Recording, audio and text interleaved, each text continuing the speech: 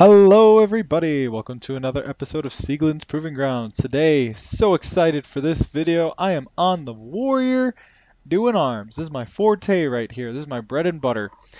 Quick note, I don't have an explicit upload schedule, but if anyone's really been paying close attention, which I doubt they have, my loose upload schedule is Wednesday and Sunday. I try to do that because it works well with my personal schedule. But like I said 2 weeks ago with the Hunter video, I really hated doing Hunter. I skipped that Wednesday because I just hated it so much. And I did the two videos on Sunday, obviously, because I didn't want to return to it another day.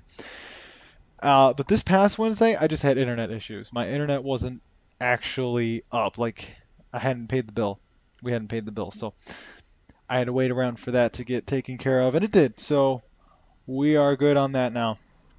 It just came a little too late. Right after internet came back up, I had raid. So it kind of worked out for the worse for the YouTube, but I still got to raid, so I consider that okay. But yeah, enough about my personal life. Let's go ahead and get into talents and glyphs for arms. I'm not gonna really say that my talents are end all be all here. A lot of it's personal preference. Like I ran double time for the longest time, man. I didn't realize how useful Juggernaut was. It actually sounded really stupid to me. Why would I want um, charge to be on a 12-second cooldown when I could just have two charges? See, the problem with two charges, for me at least, is it encourages me to use charge when I don't really need to. And plus, Juggernaut fits the flow of battle a lot better. So, but that, like I said, that's just me. I know a lot of people actually prefer running Juggernaut. Like, it's actually the biggest thing you run for PvP, though you run Warbringer in some situations too. Um, but anyway, yeah, that's just my personal preference running Juggernaut in this. This is level 30 is defensive. Level 45 determines your playstyle really. Slam is from what I heard it got a buff. I still don't think it's worth it because of how much rage it ends up costing for you to like be able to use it consistently. And like I feel rage starved as arms anyway. It's not as bad sometimes, but especially in like the proving grounds where I guess I'll just say it.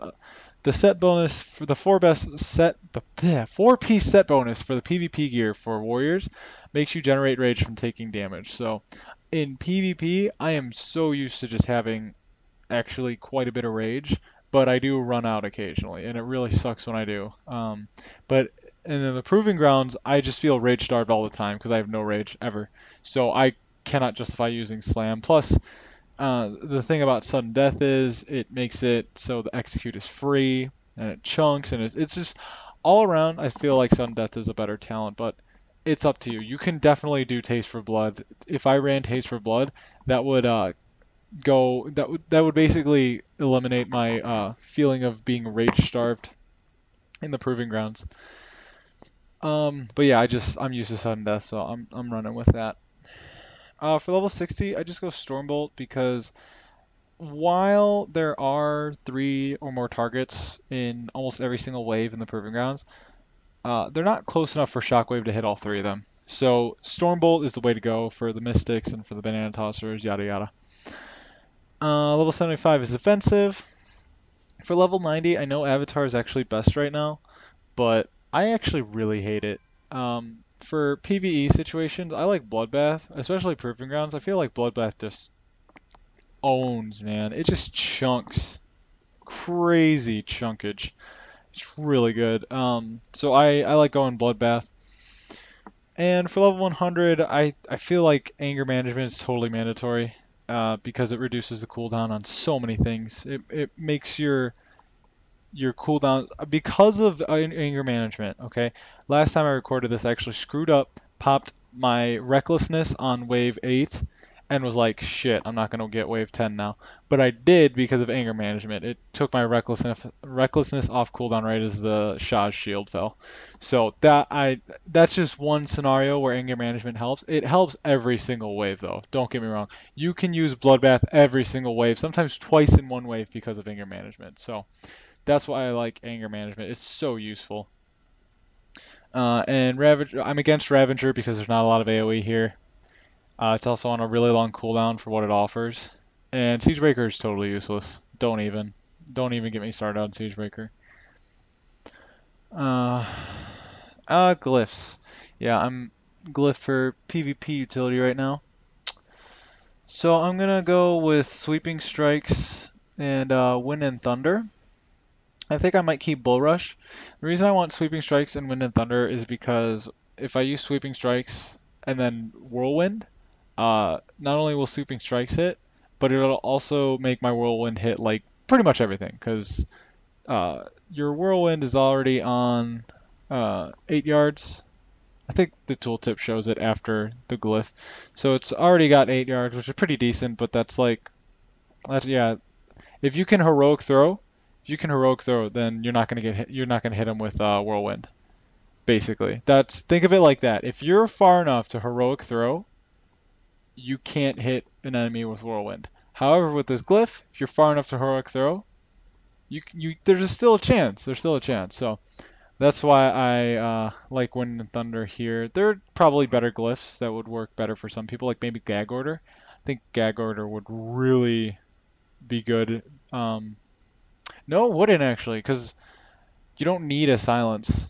You don't need to silence mystics or anything if you interrupt them. So actually, Gag Order is pretty useless. I don't know. Maybe in Enraged Speed. See, like I could find a situation where a lot of these glyphs would be useful, but obviously I can't fit it into all one video. So I'm just gonna go ahead, call it with these glyphs and see how we go. So without further ado, let's go ahead and get gold in damage on the Arms Warrior. And by the way, this is Sieglin. This is where the name of my channel comes from. So I'm gonna stand over here like usual, one side of the Slayer. Gonna go ahead and charge in. Go ahead and just chunk him down quickly. And almost got hit by the Amber Weaver there. Decided I didn't want to, so I didn't. And I actually just realized that for Stormbolt, I'm going to have to change this real quick. I have my arena macros right now for Stormbolt, so that would have been awkward. I would have tried to Stormbolt and it just wouldn't have worked, but yeah, all settled now. So for this wave, I'm going to go ahead and pop Bloodbath right off the bat. And this is why it's good that I realized Stormbolts wasn't working or Stormbolt was macroed, because now I can stun him and keep him where he is. Hit him with that globule, make him take extra damage. Amber Weaver gets off another globule, but it doesn't even matter. Yeah, I'm sorry this is kind of rough right here, my commentation, but that Stormbolt thing really threw me off. So what I did there was I kept the Banana Tosser where he was so he could get hit by the globule so I can kill him really fast, and then I went for the Amber Weaver. So what I'm going to do here is I'm going to once again start on the Banana Tosser. Going to go ahead and interrupt the Mystic real quick. And take the Banana Tosser down real quick there. Yawn. Mystic's going down pretty slowly. But I get that globule on him and he goes down.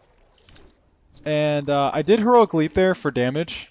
I could have waddled over there to the guy. It wouldn't have been a huge difference, but Heroic Leap does damage, so... And I don't really need it for any upcoming waves, so might as well. This next wave is going to last longer than Heroic Leap's cooldown anyway. So for this wave, I'm going to go ahead and go for the Banana Tosser first. I'm not going to use Intimidating Shout either to like stop the healer from casting, because I was able to hamstring the Banana Tosser before he started moving, so he wasn't going to get too far from the Mystic, so I was able to just go ahead and walk back and interrupt the Mystic. And I'm using Charge on cooldown so that I can get some rage back, and also my set bonus, my PvP set bonus, makes it so that pretty much Mortal Strike is almost a guaranteed crit after that. Like, it's not guaranteed perfectly, but it's 70% chance to crit after I charge, so. But it's not mandatory by any means. It's really just about knowing what's in your kit and being able to use it all. So for this wave, obviously you got to kill the Guardians, but as soon as the Banshees come out, you got to kill them, because if you let them stay up too long, they will explode and wipe your progress. And I have Sweeping Strikes up. It's not really going to do much to the Guardian here though, because he's blocking. I had sweeping strikes up. Sorry about hitting the microphone there. I had sweeping strikes up for most of the wave, and it actually helped take it actually helped take one of the guardians down pretty quickly. Gonna heroic leap into the center here, all the vermin, and this is where the glyph of wind and thunder comes in handy, because look, I can stand here, hit this mystic. And I got sweeping strikes hitting 2 of the vermin, but now I'm hitting like all the ones in the center with wind and thunder, which is really nice because I can still, you know, keep that damage going on the mystics. And I'm using whirlwind as part of my rotation anyway, so there's really I really have no problem with using up a glyph slot on wind and thunder. That's what it's called, right? Yeah, glyph of wind and thunder. Okay, so for this next wave, what I'm going to do... Oh, man. Sorry, just thinking of how I did this on my DK. It was so stupid, this wave was. What I'm going to do here is I'm going to go ahead and Fear the Mystic right off the bat. Try to kill the Banana Tosser within that window. So I want to pop Bloodbath just so I can get crazy damage going on him. And then I'm going to go ahead, switch to the Guardian momentarily here. Only momentarily because the Banshee's coming out. I gotta interrupt the Mystic, but I didn't get it off. Mystic went ahead and healed the Guardian, but it's no big deal because I'm just going to get this globule into the Guardian. I'm going to go ahead and pop Sweeping Strikes here just so I can get some cleave damage on the Amber Weaver. And now I'm going to go hit the Mystic again. Oh, that's one. No. Ow. Oh, well. Well, I let him heal because I thought I wouldn't have to use my interrupt to bring him down. Kind of stupid. Like, wouldn't have even mattered if I used my interrupt there. Like... Hello? I don't know. But, yeah. It is what it is. I'm still going to get this wave down. Yeah, I got that wave down with the second Bloodbath. That's why I love Bloodbath. I used Bloodbath twice in that wave. And I got distracted because I was talking about the last wave, how utter of a failure it was. That's why I walked in that globule, and I used my PvP trinket to get out of it. PvP trinket, not necessary. If you are struggling with the Amber Weavers, though, I would highly suggest it. So now we have the Illusionary Shah. What's going on with him is he's got a shield up and he's taking 50% reduced damage through this shield, right? So what I'm doing is just kind of chilling, not really trying to hit him too hard right now. But his shield's about to come down, so now I go for the Colossus Smash, and I do have Bloodbath off cooldown again, so I'm gonna go ahead and use that, and then get him down in execute range, and boom, he's dead. Simple. For this next wave, what I'm going to do is I'm going to start off with a Fear onto the Mystic, who's going to spawn right around where my cursor is. And that's also going to Fear the Banana Tosser, but that's not really my goal here. My goal is obviously to Fear the Mystic, so I can just not have him heal. And I do succeed in that. I'm going to go ahead and stun the Mystic here just because I don't want him healing at all. Okay, the heal comes out. I'm going to Sweeping Strikes here because the Banshee's coming out. Why is this actually taking so long to kill the Mystic? I don't know, this is weird. It doesn't usually take me that long to kill the Mystic, but okay. So whatever, he's down. So I got charge off cooldown. Shield just went down, so once again have Bloodbath. Should have waited until Colossus Smash came off cooldown there to use Mortal Strike, but whatever, it is what it is. Yeah, just basically doing my thing with Bloodbath up. And Ren got that final tick, allowed me to execute. That was nice. Shut up, phone. Shut up, Twitter. What?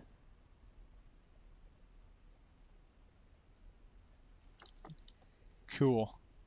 Twitter. Alright, so I grabbed Berserking right off the bat here. Even though the shot's taking 50% reduced damage, I want to just go ahead and do as much damage as I can through this, actually, because I found out that if I get him down to about 85% in the beginning, Berserking or not, like this is any wave too, if I get him down to roughly 85% before his shield goes down, then it's going to be just really easy to take him down. So I got the Banshee coming up here, gonna Sweeping Strikes. Man, come on. Alright, so Banshee went down. That's when I know his shield's about to fall. So his shield does fall. I'm going to go ahead and pop Wreck, which I have macro to also pop Bloodbath at the same time. I'm not going to use my rockets here because I'm better than that. You don't need rockets for this. All I need to get is execute range, and there it is. There it is. Come on. Heroic Leap for some extra damage, and he goes down. Boom. There it is. That's gold as arms. I actually really like this spec now. I hate it. I honestly, basically my feelings about it changed overnight. I was really against it for most of this expansion up to this point. I really didn't like it because it felt really slow, and I was playing Fury a lot. I even got my proven assailant title as Fury, and you know, I was really rocking it. I was doing really well. All of a sudden, though, like I just stopped being able to kill things. Like it had a lot to do with the 10% damage reduction in PvP. That was a big part of it.